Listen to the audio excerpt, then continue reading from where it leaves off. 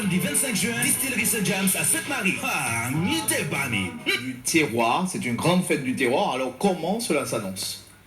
Cela s'annonce bien, hein, sauf s'il n'y a jamais eu un problème de climat, de temps, de pluie, mais je pense que bon, les cieux seront avec nous aujourd'hui, mais c'est vrai que c'est en fait une fête de la production locale dans son ensemble. Et là, on parle précisément de canne à sucre. Et là, on parle précisément de canne à sucre parce qu'il ne faut pas avoir peur de le dire. La filière canne se porte bien. On aime souvent parler de ce qui ne va pas, de subventions, de défiscalisation. C'est une filière qui se porte bien parce qu'elle est sur plusieurs niveaux. Le niveau culturel, parce que c'est aussi notre histoire. Le niveau agricole, c'est la filière canne. Le niveau industriel, parce qu'elle produit, elle transforme. Le niveau commercial, parce que nous exportons énormément de rhum aujourd'hui. Et puis le niveau, disons, touristique, parce que toutes les distilleries aujourd'hui sont devenues des centres culturels, mais aussi touristiques. Et c'est vrai que cette dimension touristique-là nous permet de valoriser notre produit, de le promotionner et éventuellement de le vendre aussi à l'extérieur. Donc le tourisme, c'est aussi pour nous un vecteur de communication pour nos exportations, et c'est dans ce sens que je dis que la filière se porte bien, parce que nous étudions effectivement depuis quelques années toutes les possibilités de voir, non pas comment on peut obtenir des subventions, mais comment on peut commercialiser notre produit, le vendre en fait. Et c'est dans cet esprit-là que nous travaillons. Quel est le secret de la distillerie St. James en la matière? Puisqu'on le voit, il y a eu quand même une crise de la canne à sucre en Martinique, ensuite celle qui a suivi celle des distilleries, des habitations de l'époque, et on le voit, la distillerie St. James, elle a su résister à travers le temps, et aujourd'hui encore, elle est là. Aujourd'hui encore, on sent qu'il y a des hommes volontaires derrière la machine. C'est ça, parce qu'en fait, nous avons étudié le phénomène de la distillerie sous son angle culturel. Et nous avons constaté que finalement, le problème de la distillerie à l'époque, c'était tout simplement qu'il y avait une dévalorisation des métiers de la canne, du sucre et du rhum, etc. Et c'est vrai qu'il y avait beaucoup de souffrance derrière ça, dans cette histoire, etc.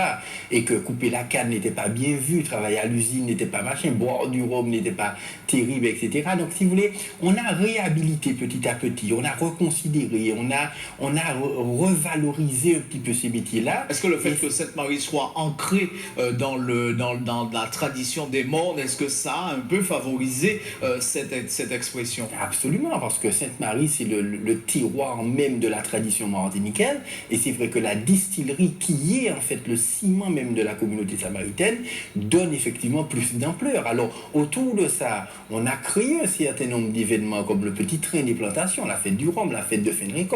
On fait le Mela aussi, le rassemblement de la diaspora indienne. On fait le festival de l'accordéon. On a créé l'espace 60. Donc, si vous voulez, derrière toute cette partie de production, de vente, d'exportation, de tourisme, il y a un côté festif aussi. Et c'est vrai que c'est toute cet événementiel, tout ce dynamisme qui fait qu'aujourd'hui, effectivement, on entend parler du rhum et on se rend compte que le rhum n'est pas un alcool moindre que le cognac ou l'armagnac, et c'est vrai qu'aujourd'hui, l'exportation se porte bien. J'ai entendu dire quelque part que la fête de la fin de récolte, c'était quelque chose qui était un petit peu, qui faisait partie des traditions ancestrales. Est-ce que là aussi, vous tenez à préserver un peu, perpétrer un peu cette tradition? Ben, ce sont des traditions qu'on remet à l'ordre du jour, et c'est vrai que à l'époque, en fait, après le carnaval, il y avait le carême et le début de la coupe de la canne. Ensuite, à la fin du carême, il y avait la fin de la récolte. Et c'est là effectivement que tout le monde part en vacances, donc c'est là que naît un petit peu, si vous voulez, la fête, c'est là que naît le jazz, c'est là que naît la begin, c'est là que naît un petit peu tout ça, et c'est ça qu'on essaie de remettre un petit peu en valeur. Alors parlons de la fête de demain.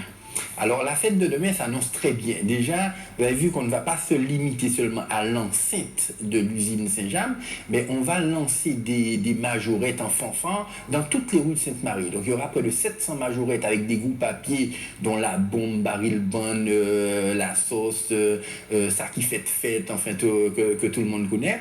Et c'est vrai qu'il y a une grande fanfare qui va descendre depuis la place Félix-Lorne jusqu'à la rue Schellcher pour rentrer ensuite dans l'usine. Et là, effectivement, dans l'usine, vous aurez un marché d'artisanat local qui sera là. Donc les touristes, les gens du pays, etc. pourront venir voir tout ce qui se passe. Et puis, c'est vrai que cette année, le temps fort, c'est quand même le petit train des plantations qui va rejoindre bientôt. Visite des plantations en train. Absolument, visite des plantations en train. Mais surtout, le fait que nous ayons repeint le petit train aux couleurs de la Samaritaine, c'est-à-dire vert et jaune.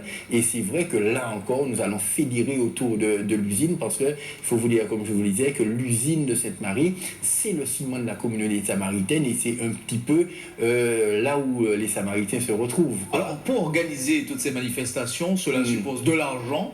On sait que pour que des communes font appel à certaines collectivités pour réunir les budgets nécessaires. Et là, vous arrivez à faire tourner toutes ces fêtes avec un budget propre où vous faites appel à... On ne fait pas appel à qui que ce soit. C'est un budget propre parce qu'il faut vous dire que Saint-James, c'est quand même un rhum qui a une dimension internationale. On est exporté dans près de 52 pays dans le monde. Si vous voulez, on appartient à une multinationale et que, si vous voulez, bon, on n'est même pas éligible à des subventions quelconques. Alors, c'est vrai que la mairie de Sainte-Marie nous aide énormément, nous donnant son podium, la sono, que bon, on arrive à rassembler comme ça des éléments pour faire la fête. Mais disons que c'est une fête que nous faisons nous-mêmes avec nos propres moyens. Vous ne craignez pas la pluie demain ? Demain, la seule chose qui nous fait un petit peu peur, c'est la pluie, mais enfin, de toute façon, à la limite, il semblerait à Sainte-Marie... On l'applique à craser en l'enterrement, mais pas en la fête. C'est ça, c'est-à-dire un monde peut quitter l'enterrement pour la pluie, mais il paraît quitter la fête là pour la pluie. Michel Fayette, merci, et puis à demain. C'est vrai que je vous remercie. Chine broyait le produit de cette dernière récolte. Une usine qui produit chaque année 4 millions de litres de rhum agricole. Cette année, elle produira 15% de rhum en moins. Une perte due au caprice du temps.